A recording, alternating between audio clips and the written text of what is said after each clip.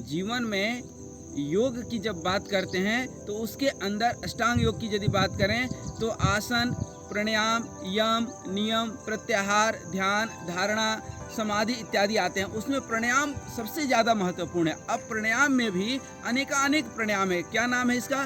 प्राण धन आयाम, अर्थात प्राणों का विस्तार करना।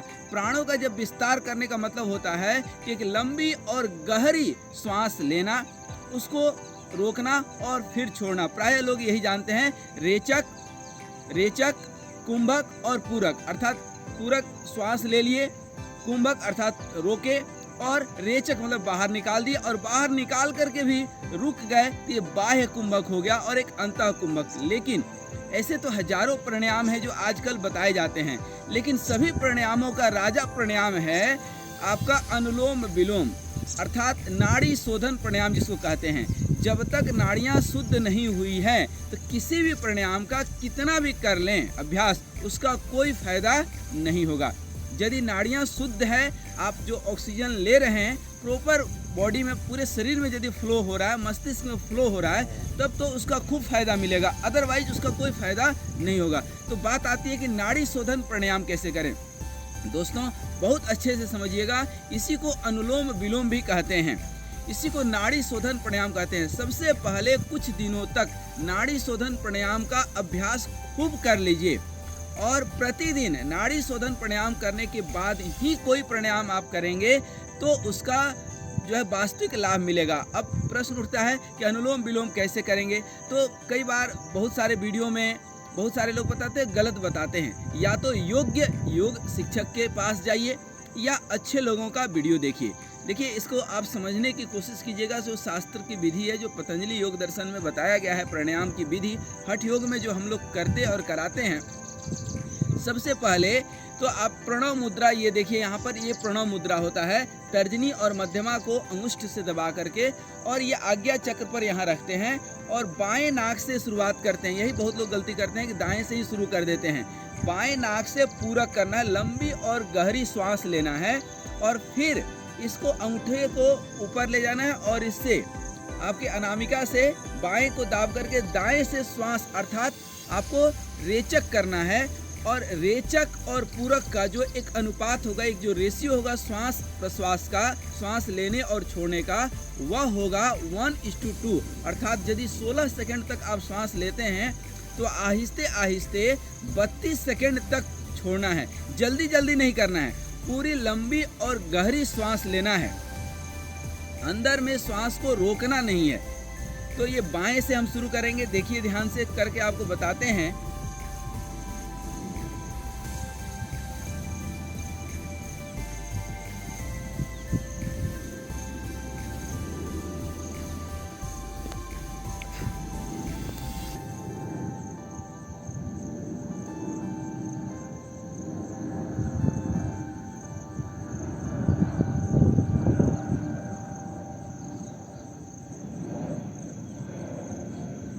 ध्यान दीजिएगा, बाएं नाक से श्वास लेना है, लंबी और गहरी। कोशिश कीजिए कि 16 सेकंड 20 सेकंड तक श्वास लें। फिर तुरंत बाएं नाक को बंद करके दाएं नाक से छोड़ना है श्वास को, और धीरे धीरे छोड़ना है। यदि आपने 20 सेकंड तक श्वास लिया है तो 40 सेकंड तक छोड़ना है, और छोड़ने के बाद फिर इसी नाक से श्वास ले लेना है। कुंभक की प्रक्रिया नहीं होगी, मैं बार बार बोल रहा हूँ, कुंभक नहीं करना है, सिर्फ रेचक और पूरक होगा। अब यहाँ से श्वास छोड़े और इसी से श्वास फिर 20 सेकंड तक लेंगे। 20 सेकंड तक ले करके और फिर दायां नाक बंद करके बाएं नाक से इसको 40 सेकंड तक निकालेंगे। 40 सेकंड तक निकलेगा, फिर पूरी तरह से रेचक करके अब पूरक करेंगे 20 सेकंड तक।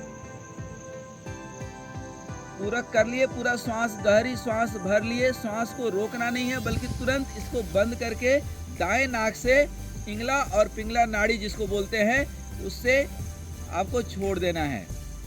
फिर इसी सूर्य नाड़ी से, दाएं नाक को ही सूर्य नाड़ी कहते हैं, इसी से श्वास लेना है, अर्थात रेचक करना है 20 सेकेंड, और फिर दाएं नाक को ही बंद करके बाएं नाक से 40 सेकेंड तक छोड़ना है, और फिर तुरंत 20 सेकेंड में ले लेना है। मतलब ये 1 मिनट की प्रक्रिया हो गई। 40 सेकेंड छोड़ना और 20 सेकेंड लेना और पूरा लेने के बाद फिर इसको बंद करके दाएं नाक से छोड़ेंगे और फिर दाएं नाक से लेंगे। अब यह प्रक्रिया आपकी कितनी बार चलेगी? लगभग 80 बार। जिस दिन आपका जो है ये 80 बार होने लगे आप आराम से कर लें। 80 बार करने में अब मैं जनरली 20 सेकंड लेता हूँ, 40 सेकंड छोड़ता हूँ। मैं अपनी बात बता रहा हूँ, आप अपने हिसाब से इसको मैनेज कर सकते हैं। घड़ी देखने की जरूरत नहीं है, एक अंदाज कर लेना है। और जिस दिन ये 80 बार आपका आराम से होने लगे, 80 बार होने में हो सकता है कि समय लगे, तो कम से कम 20 बार 40 बार जिस दिन आपका होने लगे, समझिएगा कि आपकी नाड़ियाँ जो है शुद्ध हो गई, स्वस्थ हो गई। आपका मन चित्त हमेशा प्रसन्न रहेगा और आप खुश रहने का प्रयास करेंगे। जब एक बार आपका ये नाड़ी शोधन प्राणायाम का अभ्यास हो गया कम से कम 20 बार, उसके बाद आप जो है जो भी प्राणायाम करना है, चाहे उज्जयी प्राणायाम करना है, भ्रामरी प्राणायाम करना है, चंद्र भेदी, सूर्य भेदी इत्यादि जो भी प्राणायाम करना है, जो भी आप प्राणायाम करेंगे उसमें आपको लाभ मिलेगा। फिर से मैं जाते जाते बता दूं कि इस अनुलोम विलोम प्राणायाम में श्वास को रोकना नहीं है। श्वास यदि आपने रोक लिया, ये एक अलग प्राणायाम हो गया, उसका अलग लाभ है।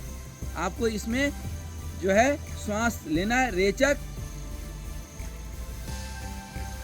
पूरक, फिर दाएं से रेचक, फिर दाएं से ही पूरक, फिर बाएं से रेचक, फिर बाएं से ही पूरक, फिर दाएं से रेचक। ये प्रक्रिया चलते रहेगी। इससे आपकी शरीर में 72,000 जो नाड़ियां हैं वो बिल्कुल स्वस्थ हो जाएंगी, सबको प्रॉपर ऑक्सीजन मिलेगा। और खुदा न खास्ता यदि ऐसा वातावरण में आप भी रहते हैं, कहीं भी आप बैठकर कर सकते हैं। ये भोजन करने के कम से कम 1 घंटा 2 घंटा के बाद ही कीजिएगा। भोजन करने के तुरंत बाद नहीं करना है। भोजन करने के बाद सिर्फ एक ही आसन हो सकता है, वह है वज्रासन।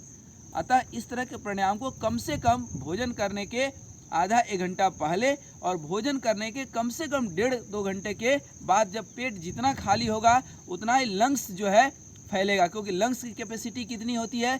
6 लीटर तक, 5 से 6 लीटर कैपेसिटी होती है, जबकि नॉर्मल हम लोग आधा लीटर श्वास लेते हैं।